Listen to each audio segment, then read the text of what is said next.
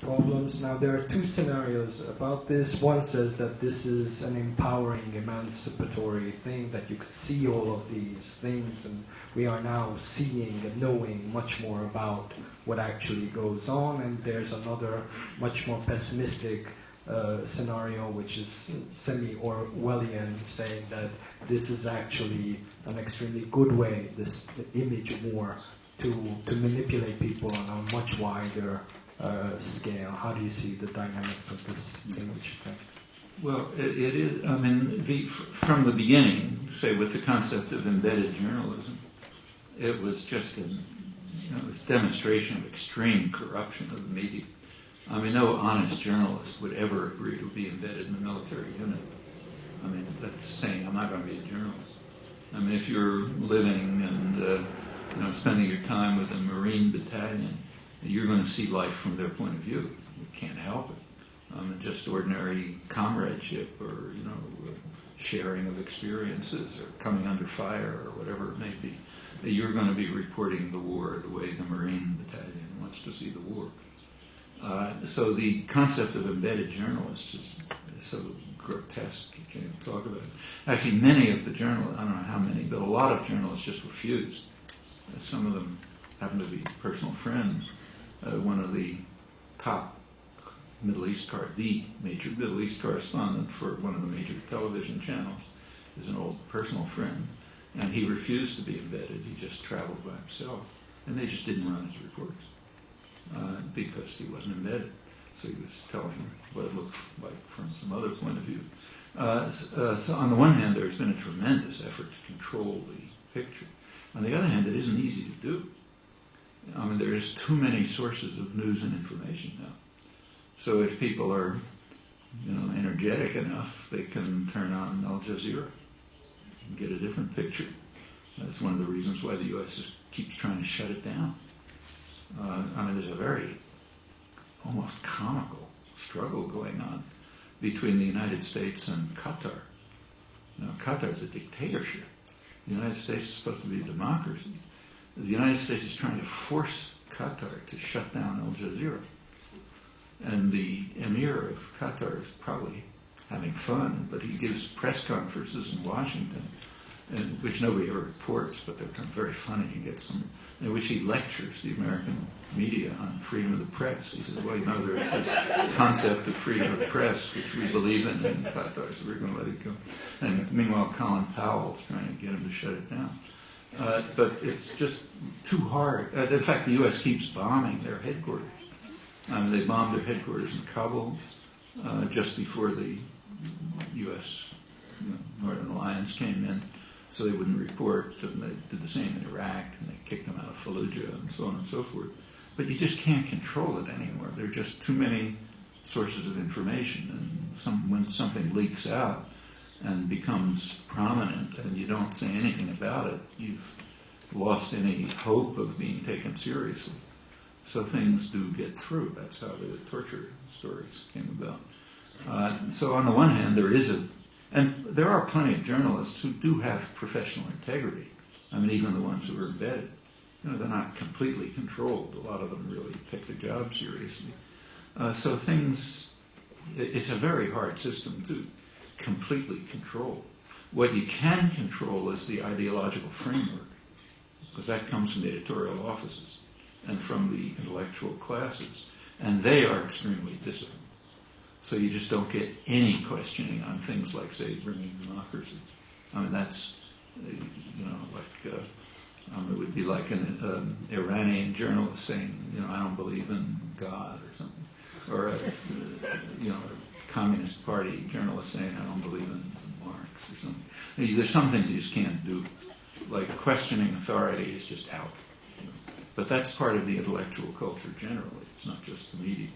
On the other hand, describing what's happening in front of your eyes, that's a lot harder to control, even if you're embedded. So there's very strict ideological control, but plenty of information leaking out. And that's, an inherent problem that even the best controlled media can't stop. I mean, take, say, the Russians during the pre-Gorbachev, before the beginning of opening up. If you look back at the Russian, some of you are old enough, you may remember how it was reported here, but I looked at the Russian journals in the early 80s to see how they're reporting the Afghan war. And they were reporting it pretty critically. I mean, this is under strict communist rule. But the Communist Party was sharply condemning the media because they were unpatriotic. Like they would show pictures of, Russian soldiers being in miserable conditions and everybody hates them and so on and so forth. And that wasn't the official picture you're supposed to present. It's supposed to be a picture of liberation. But it was getting into the Kremlin-controlled media to the extent that there were protests about it from the party hierarchy. You can tell me about your own experience, but I'll bet you it was true of the media here during that period too. It's just very hard to avoid. And in a freer country, of course, it's even harder to avoid. So I think the general picture is ideological conformity, but leakage concerning information and facts. I should say that in the United States, this has been very carefully studied. One of the good things about the United States, as distinct from Europe, is that intellectuals tend to be more critical. European intellectuals think of themselves as very critical and adversarial and so on, but in fact there's almost no self-criticism in Europe. I mean, one sign of it is there's very little media critique. So if you take a look at Germany or France and so on, there's virtually nothing is done on critical analysis of the media.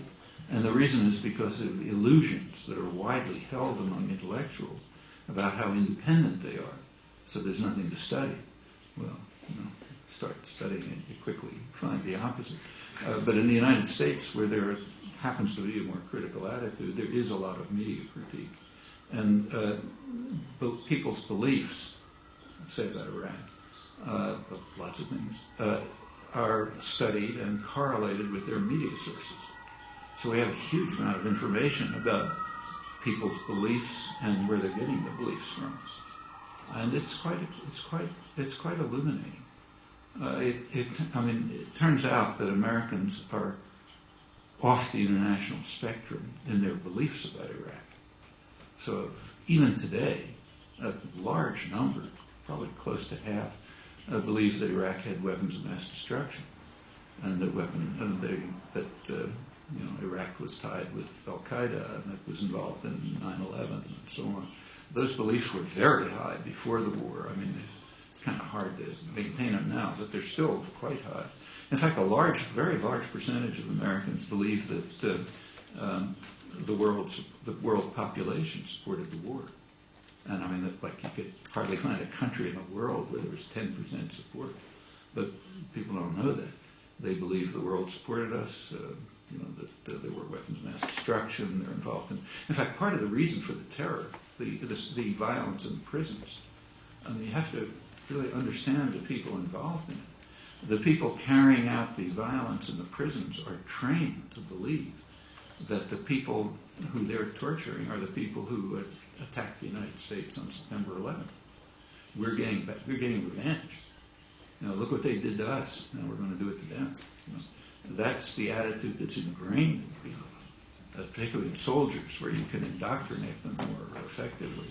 But it's a large part of the population, and I think that's the source of the general culture of terror and torture in the prisons. But those beliefs are still held, and and of course, as you would expect, having those beliefs and supporting the war are very closely correlated, which is sensible. And if you have those beliefs, it makes sense to support the war. And they've also been traced to news sources. So it turns out, I don't know, those of you who know the United States, one of the popular television channels is called Fox News, very right-wing channel, which plenty of people watch, maybe a majority, or plurality at least. But people who get their news from Fox News, about 80% of them have some totally crazed belief, which nobody in the world has. And it sort of goes down. People are getting their news from the New York Times, the mainstream elite press, about 50% have some crazy belief. Those who are getting it from National Public Radio, which is considered the independent intellectuals channel, about 25% have crazy beliefs that nobody in the world has. And this is excluding another part of the population which doesn't use any of these news sources. And this is kind of interesting. I mean, about over 20% of the population in the United States is getting their news from talk radio. Now, if any of you have been in the United States and listened to talk radio, you wouldn't believe it. I mean, from the part of the effort to break down the 60s dissidents was a major effort on the part of the right-wing foundations to buy up radio, because a lot of people listened to it. And they were able to take the talk radio. I don't know if you have this here, but there's this, you have a person running the radio program. People call in and they talk up and back and so on.